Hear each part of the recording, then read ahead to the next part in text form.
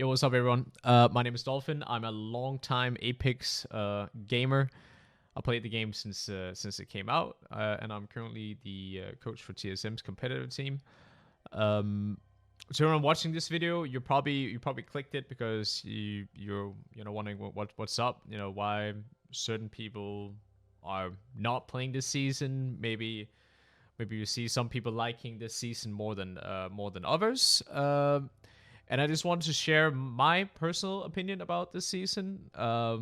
It's mostly its cons and why you guys might be seeing a lot of let's say social media posts, mainly on Twitter, from other Apex professionals and veterans, sharing their view on, on what they're playing at the moment. Keep in mind, this is just my opinion though, and I know a lot of players have different opinions, more positive opinions. Maybe a lot of people liking the new King's Canyon, the few changes that they made to that.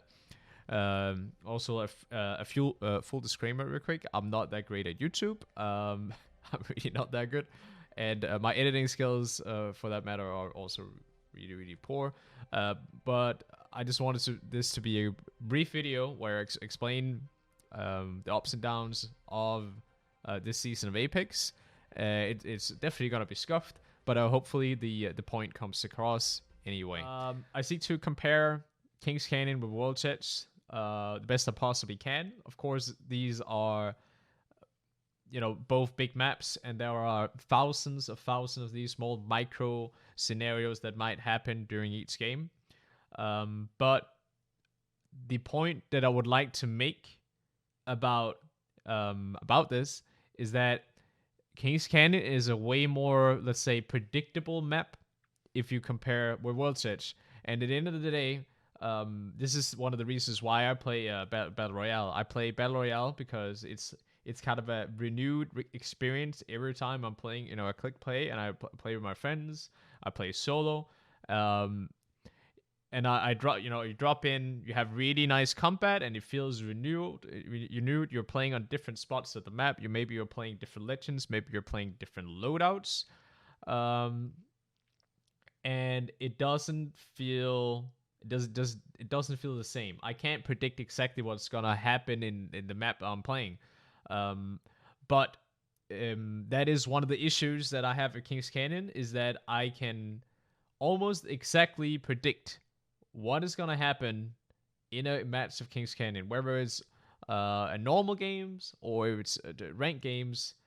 It pretty much feels the same, and here's why. So the way that these two maps are designed, building wise and environment wise, is that I would say King's Canyon is a very flat map, especially taking into consideration the meta that we have right now with Octane and Horizon, two characters that are taking verticality very easily. It's a very flat map because most of the buildings on this map are either one story or they're only two story. And if they are only if they're two storied, usually it in that building, let's say Repulsor, or let's say these buildings you have down here. I don't know if I hope you can see my cursor and you kind of picture it for yourself. These buildings are usually not that difficult to siege if you're an opposing team. Like, you can easily get on top of this building. You can easily get angles on a team sitting inside, which means that these buildings cannot be perceived as prime spots for competitive play. Like, you will, okay, let's say you're a team inside. You will definitely be able to hold out one team attacking you and, let's say, kill them. But as soon as you kill them, there will be another team kind of approaching you to try to pick up that fight, get these easy kills. And there are just not that many options for you guys to take but run away, or try to take a losing fight. So eventually you'll lose it. You'll lose it, right? There are not that many tactical plays that you guys can make, and that is one of the issues with this with King's Canyon, is that a lot of the areas are just not very easy to defend. They're not very easy to defend because it's one story or it's two stories, and the area surrounding it is super open or easy to approach. It's very easy to approach. While in World's Edge, you have all of Fragment East, which has a bunch of buildings. It has so many different buildings, and some of these buildings have 2 stories. The zipline buildings have 3 stories. Many different angles, and it's much easier for a team to hold out another team and to defend against an approaching third party, and also finding interesting plays or scenarios to like kind of get out of that situation that they're in. That is what I personally think makes Apex really really interesting, is that there are just so many different things you can do when an enemy team is attacking you. You'll see what the composition they're playing. Okay, they're playing, and yes, they're playing over here. Their rotational options are X, Y's, and Z. So what do we do to counter that, right? I think it's way more simple to play King's Canyon because there are just not that many options. There are just not that many options if you compare it to World's Edge. And for me, that makes it a better map. It makes it a better map. And that's one of the things. Like, we could go super duper in depth about the environment in Kings Canyon, and talk about each individual area. The only area that I actually think does not feel this, the only areas that I do not feel exactly this way that I've just described right now is actually Crash Site, the new area that they've added, because it has a lot of verticality and a lot of different buildings. It's like a huge area with a lot of good loot. Many zip lines going both west, east, downwards, upwards. And it's not that easy to take if you have, let's say, a horizon, because you still need to approach the crash site. And you can easily defend against third parties because they're coming, and you can use your team's utility. It's kind of same concept as Spotted Lake, because it has the same setup of buildings, these ones, that you can kind of jump around in. Makes for interesting plays. This building on the south side is also interesting. North side building, not so much. But still, it's better. For me, it's better than Storm Lakes ever was. I like these two, and believe it or not, actually, Swamps is also one of those places where it's kind of easy to hold out enemy teams, to rotate when you're in a fight, and make interesting plays, because it has different levels of verticality. It kind of has, like, let's say, basement area. It has a middle area, has a high ground area in the buildings, and it has platforms on the top of the trees. So these are, in my opinion, the most fun places to fight on Kings Canyon. What makes it fun for me, at least. So some of the thought process that goes through your mind when you're starting a game of Kings Canyon is that, well, you're dropping through the ship. Let's say this is your typical high ranked game, is that you're going through. Okay, you see people are landing. Okay, 6 teams in crash site or something like this. So a lot of teams up north, right? Boom, boom, boom. All of these POIs, they're stacked. A fight breaks out in crash site. One team kills another team, third team kills that team, fourth team, fifth team, sixth team. Teams rotating in from artillery, possibly containment, Spotted Lake. You have a big fight. And you see on the map when you open it that the zone that was going to be played is a south zone. It's going south. Just picture yourself that it's going south.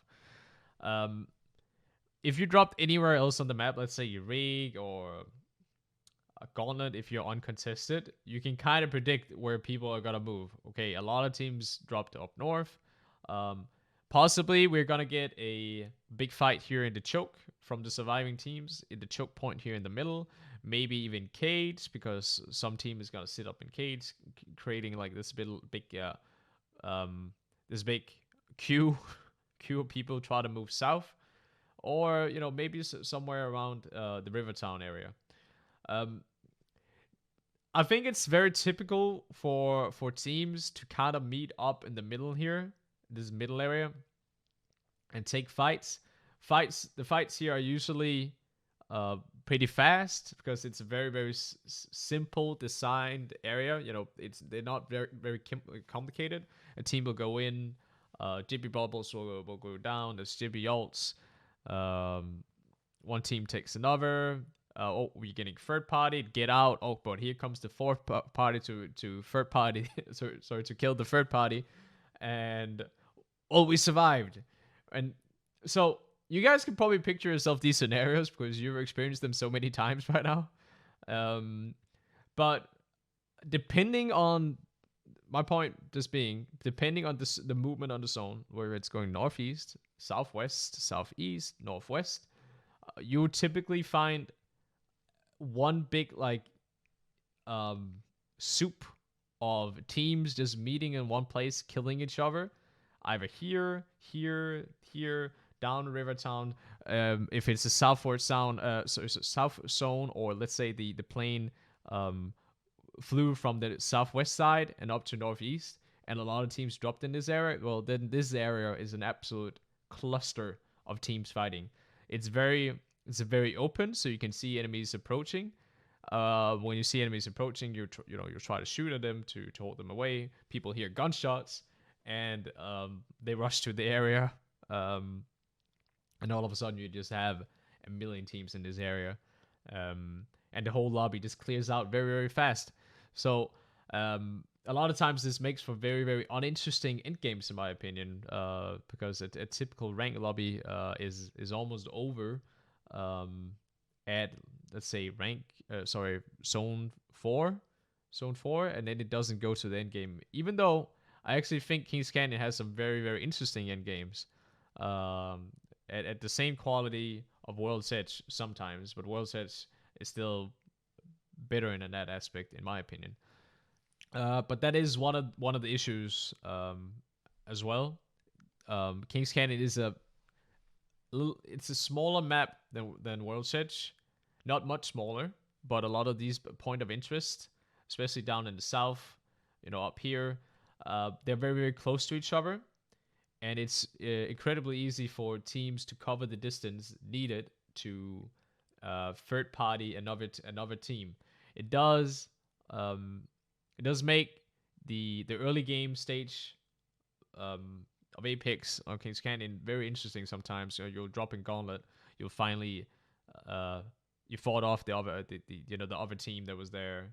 You killed them. Oh, you're immediately third partied, and maybe just maybe you're actually beating this other team, but it doesn't matter because you have the fourth party coming in, and it's so easy to approach some salvage, Mirage, airbase, even runoff, because runoff wants to third party airbase. Maybe a town, a team from the town area, bunker area. It's just like an evil circle where from a rank point of view that if you're playing it, you absolutely do not drop in certain areas of the map, because most of the time it guarantees that you'll just go back to the lobby. You won't get a lot of gameplay because there's just nothing you can do. There's just nothing you can do. That's why you typically see ranked squads that are grinding long hours will drop in more secluded spots, such as let's say rig, repulsor, map room, even sometimes swamps, sometimes runoff, spotter lake, crash site, depending on how many teams are going there. Also water treatment, of course. So I quickly wanted to summarize real quick what point I've been trying to make until now. You have a map where only a very, very few of the POIs are viable as drop spots, because if you do drop there, you should expect to fight multiple teams at the same time, which is almost impossible, especially given the whole environment talk that we just had. It's a very simple map. There are not that much room for interesting plays because of how all like the buildings are shaped, how the map is formed. And if you add this other aspect on top of it, it really makes a deadly cocktail, in my opinion, because at the start of this season, the queue times for ranked was really really bad once you've hit Diamond 3 and up, and also Predator, of course. or masters for that matter, you would typically wait for 6 or 7 minutes before you'd find a game. So let's just picture yourself dropping into a game, and you land artillery or whatever. You fight a team, and you win, and then you get third party. Oh, back to the lobby, and then you wait. And this was a very demotivating factor for a lot of people, especially the people that like to play aggressive in ranked matches, is that there was just so much wait time. It was kind of a vibe kill. That was one of the reasons why a lot of people simply stopped playing ranked. A lot of okay, so the people that are in these discords, like they're looking for squad discords, the ranked discords, they could definitely vouch for the fact that a lot of people have simply stopped playing ranked this season because of how uninteresting it is. It's hard to find people to play with because no one wants to sit and wait. But just recently, these recent couple of days, I think a lot of people that are in the lower ranks started ranking up, and there are faster queue times. But this also means that the lobbies are a lot easier. So picture yourself in the mind of a person who does not want to play King's Canyon because of the reasons that we just discussed. And here you are. You can either play ranked, which is on King's Canyon. You can play locked. Okay, right now it's on Olympus, but if it's on King's Canyon, which is for an interval every 2 hours, you can either play King's Canyon trios or King's Canyon duos. And if you have those three options, you either normal games that end really fast because the lobbies die out within 2 minutes, ranked, which is pretty much a predictable experience without that much room to make interesting plays, or duos, also on King's Canyon, which it really isn't much. It isn't much different at all. You have these three options, and I personally feel discouraged because I was hoping for different game, like let's say a different game mode, or maybe the option to choose your own map to play instead of just playing King's Canyon only. Yeah. So, but this was the video that I wanted to make, and if it's not the video that you guys expected, or if it's doesn't have the editing that you guys expected, I'm terribly sorry. But this is what I could provide, and this is what I wanted to say. I'm not bringing up the cheater situation or the service being pretty poor. Well, I've just said it, but we're not having a deep discussion about that. I still hope you guys enjoyed the video. You can subscribe if you want to. My YouTube channel is fairly new. Other than that, just have a great day.